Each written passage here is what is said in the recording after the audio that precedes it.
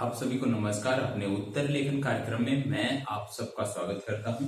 आज हम अपने उत्तर लेखन कार्यक्रम के अंतर्गत देखने वाले हैं जो हम टेस्ट में 7 प्रश्नों का हमने देखा था। पिछले रविवार को टेस्ट हमारा हुआ था और उसमें 7 प्रश्न दिए गए थे और किसी का भी जो भी आप सबने प्रतिभाग किया, ज्यादा से ज्यादा लोगों ने किया, लेकिन जिस अनुरूप हमें आशा थी कि आप सब प्रदर्शन करेंगे उस अनुरूप प्रदर्शन मुख्य परीक्षा में देखने को नहीं मिला है। तो मेरा प्रयास है कि जो प्रश्न आप लोगों ने अच्छे से नहीं कर पाए थे, सबसे पहले हम उन्हीं प्रश्नों को क्रमबद्ध तरीके से देखने का प्रयास करें, जो कमियां हैं उनको दूर करने का प्रयास करें, जिससे आगामी जो भी टेस्ट हो उसमें आप सब बेहतर ढंग से कर पाए। तो आज से यदि आप अभी तक कोई लापरवाही कर रहे थे तो लापरवाही आज से नहीं होनी चाहिए। हमारा प्रश्न था चालुक्य वंश के सांस्कृतिक योगदान की विस्तार से चर्चा कीजिए। आपको बताना था चालुक्य वंश के सांस्कृतिक योगदान के बारे में। अब बात किसकी कर रहे हैं हम? चालुक्य वंश के बारे में। और चालुक्य वंश आप सबने पढ़ा है, तो सबसे पहले क्या बताना था आपको कि क्या पूछा जा रहा है? सांस्कृतिक योगदान के बारे में बताना जा रहा है। तो सांस्कृतिक योगदान किस प्रकार से रहा है, समाज में किस प्रकार से योगदान दिया, संस्कृत में सभ्यता में किस प्रकार से योगदान दिया, वास्तुकला में किस प्रकार से चालुक्य शासकों ने योगदान दिया, इन सबको समग्र रूप से आप सबको बताना था। तो चलिए सबसे पहले आप प्रस्तावना में क्या लिखेंगे? प्रस्तावना में आप बताएंगे चालुक्य शासकों के बारे में सबसे पहले बताएंगे। और चालुक्य शासकों के बारे में जब आप बताएंगे तो सबसे पहले आपको क्या बताना है कि चालुक्य शासकों ने कब भारत पर शासन किया और चालुक्य वंश जो था वो यदि देखा जाए तो भारत के किन किन क्षेत्रों में शासन था उनका, इन सबको प्रस्तावना में आपको बताना है। तो प्रस्तावना में आप लिखोगे कि चालुक्य शासकों ने 6वीं शताब्दी और 12वीं शताब्दी के बीच, कब? 6वीं और 12वीं शताब्दी के बीच दक्षिण एवं मध्य भारत के कुछ हिस्सों पर शासन किया। यदि आपको ये चीजें क्लियर हैं कि 6वीं शताब्दी और 12वीं शताब्दी के बीच चालुक्य शासकों ने शासन किया था, तब आप इसको अंडरलाइन अपने उत्तर में कर सकते हैं, जिसमें एग्जामिनर का ध्यान इस पर आकृष्ट हो और उसको लगे कि बच्चे को फैक्ट पता है, जानकारी है। तो जिस जानकारी पर आपको 100% भरोसा है कि नहीं हम करेक्ट हैं, तो ऐसा कुछ भी फैक्ट होता है तो उसको अंडरलाइन करना आपकी परीक्षा में जरूरी होता है। ठीक है, तो आपने देखा चालुक्य शासकों ने 6वीं और 12वीं शताब्दी के बीच दक्षिण एवं मध्य भारत के कुछ हिस्सों पर शासन किया। इसके बाद आप बताओगे कि चालुक्य राजा उत्कृष्ट वास्तुकला के साथ साथ विशाल मंदिरों के निर्माण के लिए प्रसिद्ध थे। क्योंकि क्या पूछा जा रहा है? सांस्कृतिक योगदान पूछा जा रहा है, तो अभी से आपको इनमें जोड़ना पड़ेगा। तो आप बताओगे कि चालुक्य राजा उत्कृष्ट वास्तुकला के साथ विशाल मंदिरों के निर्माण के लिए प्रसिद्ध थे। उदाहरण के रूप में यदि इनकी वास्तुकला का नमूना आप देखना चाहते हैं तो आप ये होल में देख सकते हैं, बादामी में देख सकते हैं और पट्टकल में देख सकते हैं। तो आप यह भी यहाँ पे मेंशन कर सकते हैं। आगे आपको बताना है चालुक्य राजवंश के बारे में। चालुक्य राजवंश को यदि आप देखो तो 3 अलग अलग समय कालों में इन्होंने शासन किया। जैसे पहला था बादामी चालुक्य, जिसको आप बोलते हैं बादामी चालुक्य, और इन्होंने ये कहां पे शासन करते थे? कर्नाटक में। तो कर्नाटक में बादामी या वातापी या ये चालुक्य वंश जो बादामी चालुक्य थे इनकी राजधानी थी। और सबसे शुरुआती वंश जो चालुक्य राजवंश का था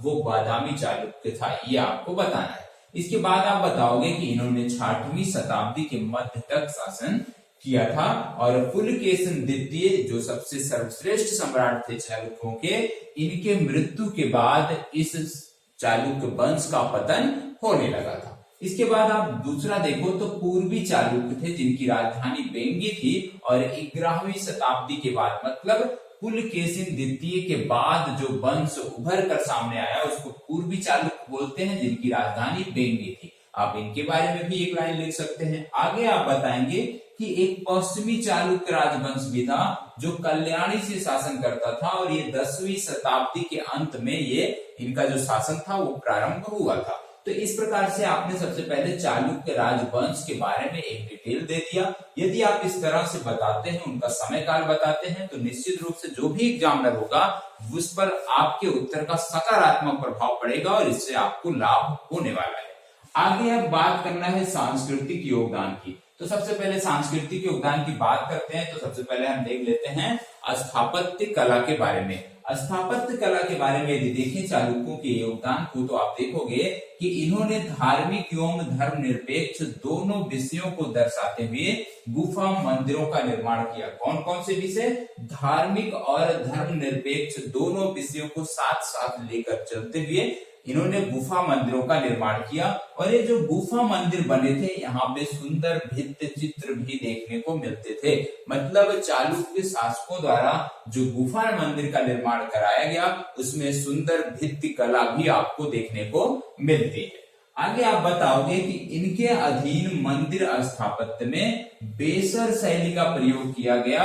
और बेसर शैली को आम भाषा में बोलते हैं आपकी द्रविड़ शैली और नागर शैली का सम्मिश्रण। तो जो चालुक्य शासकों ने मंदिर बनवाए, उसमें जो शैली का प्रयोग किया गया वो बेसर शैली का प्रयोग किया गया। यहाँ से आपके प्रारंभिक परीक्षा के लिए भी एक प्रश्न बन सकता है कि चालुक्य शासकों द्वारा जो मंदिर बनवाए गए उसमें किस शैली का प्रयोग किया गया है। तो क्या उत्तर हो जाएगा आपका?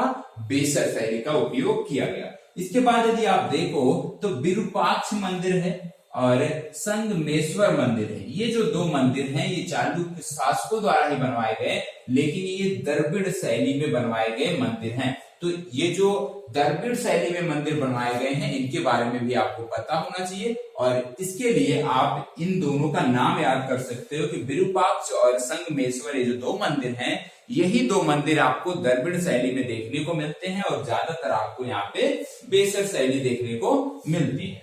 आगे यदि हम बात करें प्रशासन और समाज की, यदि हम बात करें तो प्रशासन और समाज में यदि आप देखोगे तो उस समय की जो इनकी सेना थी, उसमें पैदल सेना, नौसेना, घुड़सवार सेना, ये सारी चीजें सम्मिलित होती थी। ठीक है, सम्मिलित होती थी।